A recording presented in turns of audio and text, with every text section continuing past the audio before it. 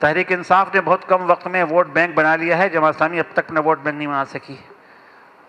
جی مجھے اتفاق ہے آپ سے، ایسا ہی ہوا ہے. پھر کیا کریں؟ کیا ووٹ جمع کرنے کا کام کمہار کا کام ہے؟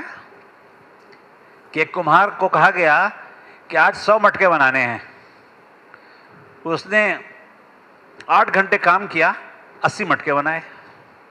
اب آپ نے سے کہا کہ میاں تم نے 20 کم بنائے ہیں، تو 8 گھنٹے میں بنائے ہیں، اگر تم 10 گھنٹے کام کرتے تو 100 مٹکے ہو جاتے.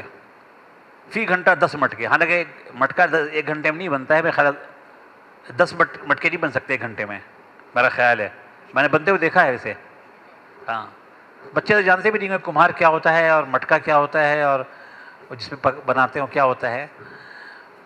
تو ووٹر بنانا یا ووٹ بینک بڑھانا یہ مٹکا سازی کا کام نہیں ہے کہ گیلی مٹی گیلی کی آپ نے بنایا اور اس میں چاک کہتے ہیں اسے، آپ نے زیادہ گھنٹے لگا لیے مٹکا بن گیا.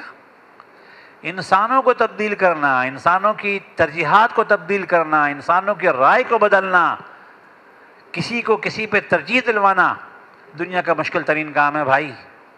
بعض دفعہ تو بھائی نہیں قائل ہوتا، خاندان والے قائل نہیں ہوتے. تو اس لیے ووٹ بینک اگر جماعت اسلامی کا نہیں بڑھا تو آپ طریقہ بتا دیجئے نا، ایسے بڑھ جائے گا.